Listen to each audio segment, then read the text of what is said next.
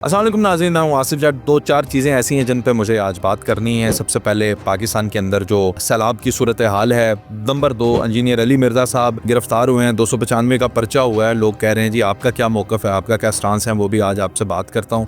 Number 3, 2 भाई कत्ल हुए थे बड़ी बेदर्दी के साथ, उसके ऊपर मुझे थोड़ी सी बात करनी है। और नंबर 4, पाकिस्तान के अंदर जो पॉडकास्ट का ट्रेंड चल रहा है, इसके ऊपर भी मुझे आज थोड़ी सी बात करनी है। मैं 22 अगस्त को पाकिस्तान छोड़ता हूँ। कतर मुझे जाना था, कतर से थोड़ा सा स्टे दुबई था, उसके बाद मुझे आज़रबाईजान जाना था और उसके बाद मैं 31 तारीख को पाकिस्तान वापस आया हूँ। और आज क्योंकि मैं ऑफिस आया हूँ तो सबसे पहले मैंने सोचा कि आप लोगों से बातचीत की जाए। ये वो चंद मौज़ूआत थे जो मेरी पाकिस्तान गैर मौजूदगी में ये सारे वाक़यात हुए, तो मैं उस वक्त इन पे तबसरा इसलिए नहीं कर सकता था क्योंकि मैं मुल्क से बाहर था, बहुत ज़्यादा इन्फॉर्मेशन मेरे पास उस वक्त थी नहीं और अनऑथेंटिक बात करने से बेहतर होता है कि आप खामोश रहें। सबसे पहली चीज़ जी, पाकिस्तान के अंदर सैलाब की सूरत हाल और चंद सोसाइटीज़ ऐसी जो कि दरिया के किनारे पर बनी हुई थी और उन सोसाइटीज़ के अंदर पानी का आ जाना और लोगों का अरबों करोड़ों रुपए का नुकसान होना।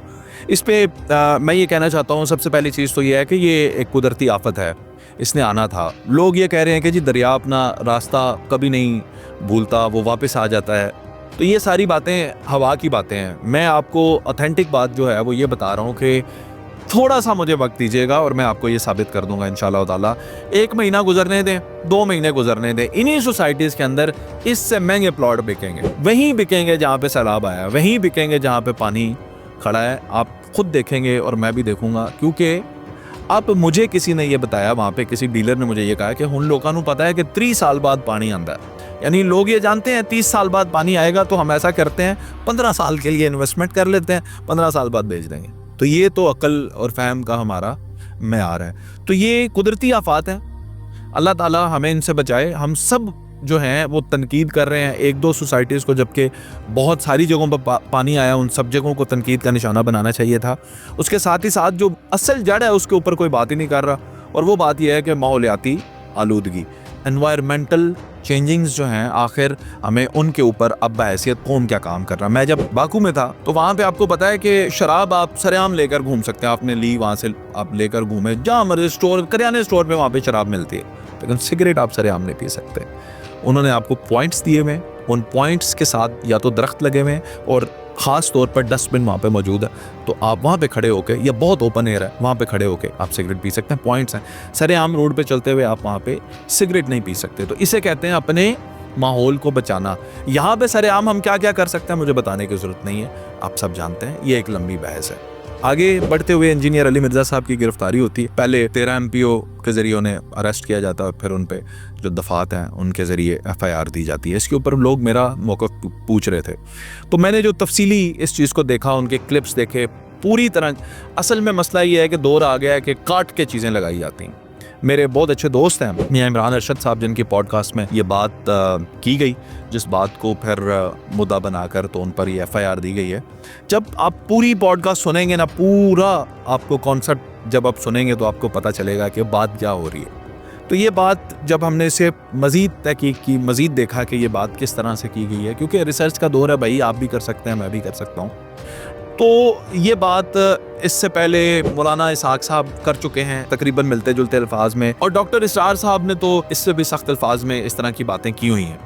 अब उन पे उस वक्त दफ़ात नहीं लगी, इंजीनियर साहब पे जो है वो दफ़ात क्यों लगती हैं।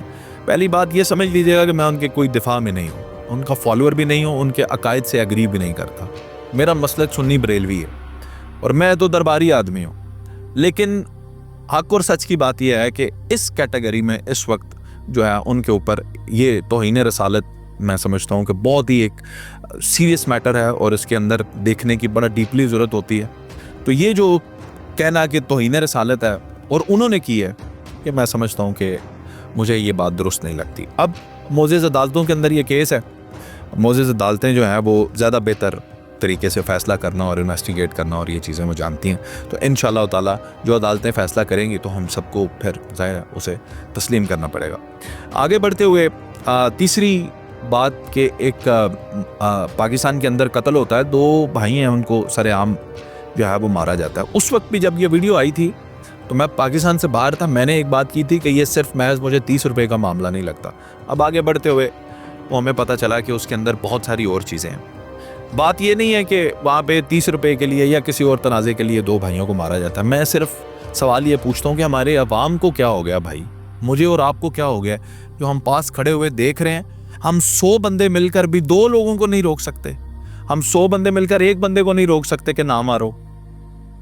पता नहीं क्यों हम वायलेंस के अगेंस्ट स्टैंड भी नहीं करते। अच्छा, कानूनी तौर पर भी यह है कि आप जो हैं उन चीज़ों के अंदर इन्वॉल्व होकर आप खुद भी विक्टिम बन सकते हैं, लेकिन अगर 2 4 5 लोग मिल जाएं, आपको पता है कि कई पाकिस्तानी ऐसे हैं जिन्हें हीरो ऑफ द यूके का अवार्ड मिला हुआ है। फ़र्ज़ करें क्या किया था उसने, 2 4 लोगों की जान बचाई थी, किसी टेररिस्ट से झगड़ लिया, किसी को चाकू मारते हुए रोक लिया, पकड़ लिया, खुद इंजर हो गए, लोगों को बचा लिया, तो हीरो ऑफ द नेशन का भी अवार्ड मिल जाता है। तो हम यहाँ पे खड़े होकर एक दूसरे को देख रहे होते हैं। तो ये भी थोड़ा सा हमें ख्याल करना है कि हम एक दूसरे को किस तरह से सपोर्ट कर सकते हैं, किस तरह वो जाने बचाई जा सकती। तो वल्लाह वो जाने बचाई जा सकती थी। आखिरी बैट जब उसने मारा यार, उस वक्त तो रोका जा सकता था, वो अपने भाई का खून रोक रहा था। अल्लाह माफ़ करे, वो वाक़यात जब सामने आते हैं तो अब कहेंगे कि इतने दिनों के बाद आप उस पर क्यों बात कर रहे हैं। तो मुझे आज मौका मिल रहा है तो मैं अपना दर्द आपसे शेयर करना चाहता हूँ। आखिरी इस व्लॉग के अंदर बात जो मैं करना चाहता हूँ वो है पॉडकास्ट का ट्रेंड। देखें, मेरे लिए सब एहतराम के काबिल हैं वो जो गेस्ट हैं, गेस्ट के तौर पर आते हैं, चाहे वो काबिल शख्सियत है या नहीं। मैं किसी को ये नहीं कहता कि ये बुरा है, ये फलां काम करता है, ये जुआ खेलता है, ये करता है, वो करता है, मैं ये बात नहीं करता। मैं ये समझता हूँ कि वो लोग डिफरेंटली एबल होते हैं, शायद हमें उनकी समझ नहीं आती। इत्तेफाक मुझे ये हुआ कि मैं वहाँ पे था तो लाइव का ऑप्शन मेरे पास अनेबल था। पाकिस्तान में तो हम लाइव देख ही नहीं सकते, तो बाहर के ममालिक में लीगली आपके पास लाइव का ऑप्शन आ जाता है। तो मैंने वो लाइव को देखा, ऑब्जर्व करने की कोशिश की, वक्त भी था मेरे पास तो सीखने की कोशिश की ये लोग क्या कर रहे हैं। तो एक पूरी दुनिया है उनकी, और उस दुनिया के वो लोग बादशाह हैं, और उस दुनिया के अंदर वो पता नहीं क्या क्या करते हैं। वो सारी एक्टिविटी से ज़ाहिर मैं एग्री नहीं करता, आप नहीं करते, लेकिन बहुत सारे लोग उनसे एग्री करते हैं। अब सवाल ये पैदा होता है कि मैं आपके साथ पॉडकास्ट करूं, मिन्नत समाजत करके मैं टाइम लूं, आप आऊं, आप मुझे खाना भी खिलाएं, प्रोटोकॉल भी मुझे दें, फिर मैं आपकी पॉडकास्ट लगा के व्यूज़ भी लूं, पैसा भी कमाऊं, और फिर मैं बाहर जाके आपको फजूल आपके ख़िलाफ़ बातें भी करता रहूं कि जनाब ये हैं, फिर मैं आपके ख़िलाफ़ दरख्वास्तें भी देता रहूं थानों में कि जनाब इन्हू पढ़ो। तो ये चीज़ अच्छी नहीं है। मेरा क्राइटेरिया अजूरे वाला पॉडकास्ट का ये होता है कि जो मेरा गेस्ट है, अगर उसकी इज़्ज़त बन रही है और मेरे ऊपर अगर उसने कोई बात कर भी दी है तो मैं हज़म कर लेता हूँ। अभी रिसेंटली भी आपने देखा एक तो पॉडकास्ट में आपको नोटिस किया कि गेस्ट मेरे साथ रूड भी था, तो कोई मसला नहीं है, मेरा तो मेहमान है ना, तो मुझे ये देखना पड़ता है। एक दफ़ा ऐसा भी हुआ कि मैं पॉडकास्ट कर रहा था डॉक्टर उमर आदिल साहब की, और मैं उनसे ये पूछ रहा था कि आप कुकिंग बड़ी अच्छी करते हैं, तो आप जो है वो बिरयानी बड़ी अच्छी पकाते हैं, तो बिरयानी को हम देसी लोग हैं, मैंने बिरयानी कहा, तो उन्होंने उसी पॉडकास्ट में मुझे टोक के उन्होंने कहा तुम्हें तो बिरयानी कहनी भी नहीं आती, बिरयानी नहीं होता बिरयानी होता है। ये क्या कि उन्होंने मुझे टोका, और वो लेकिन मैंने नहीं काटा जी, मैंने लगाया, उसमें मेरी बेइज्जती थी कि मुझे बिरयानी नहीं कहना आता। कोई बात नहीं आता यार, आप लोग हमें देखते हैं, हम आपके साथ ही ग्रो कर रहे हैं, हम भी सीख रहे हैं, कोई लफ्ज़ गलत भी तो कह सकते हैं, कुछ भी नहीं होता। तो उसमें अगर उनकी इज्जत बढ़ जाएगी तो मेरे गेस्ट हैं, क्या चला जाएगा मेरा। तो बर्दाश्त करना, और सिर्फ पॉडकास्ट नहीं करनी जी, लोगों के साथ लोगों को नंगा करने का काम जो है वो हम नहीं करते। लोगों की इज्जत बना, एक दूसरे के साथ मिलें तो ऐब छुपाने की बात करें, ना कि ऐब दिखाने की बात करें। ना तो हमारा दीन इस चीज़ की हमें इजाज़त देता है और ना कानून इस चीज़ की इजाज़त देता है। आप लोगों के जो है वो उठाते रहें, पर्दे खोलते रहें, पोल खोलते रहें कि जनाब ये करते हैं वो करते हैं। तो मेरा ख्याल है कि सिर्फ पॉडकास्ट की और उसके बाद ख़त्म सारी ज़िंदगी। मेरा ख्याल है एक नया ताल्लुक़ का आगाज़ होना चाहिए।